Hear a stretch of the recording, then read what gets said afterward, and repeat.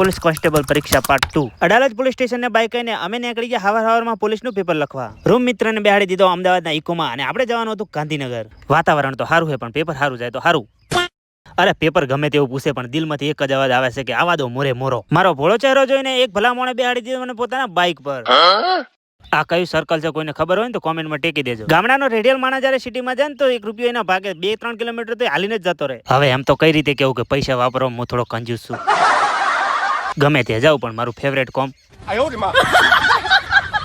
ડોઝો ભરીને હાલ્યા છે પણ જેમ જેમ નજીક જતા જઈએ ને એમ દિલની ધડકન વધતી જાય છે. દેશનો યુવાધન નોકરી કરતા નોકરી મેળવવા માટે ઘણા ધક્કા ખાય છે. બસ આ જ રીતે જીવનમાં બધાને પાછળ છોડીને આગળ નીકળી જવું છે. લેજન્ડ લોકોને પરીક્ષાના કલાક પહેલા જ બોલપેન યાદ આવે એટલે મેં લઈ લીધી.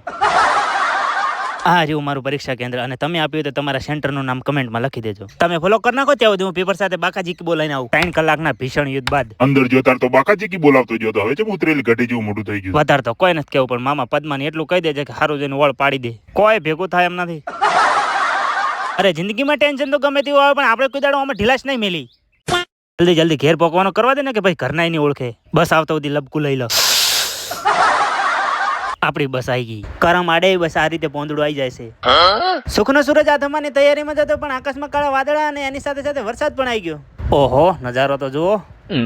ટ્રાફિક વાહ ભાઈ વાહ. બસ આ જ રીતે 2 વર્ષની મહેનત ઉપર પોણી ફરી વળ્યું છે. ડીસા પોકી ગયા એટલે જૂના મિત્ર ઉતારી નવા મિત્રને બેહાડી દીધો. નવા મિત્રની સાથે સાથે આપણે ટિકિટ પણ નવી લેવાની હતી કેમ કે આપણે રિઝર્વેશન હતું ગાંધીનગરથી ડીસા. આમ તો રહ્યો હું ઈમાનદાર મોણ ભલે ટિકિટ દોસ્તારના પૈસે લીધી. અમે લચ્છી ખાઈ લે ને ત્યાં સુધી તમે વિડીયોને લાઈક કરજો અને આવા નવા વિડીયો જોયો ને તો ફોલો કરતા જાજો.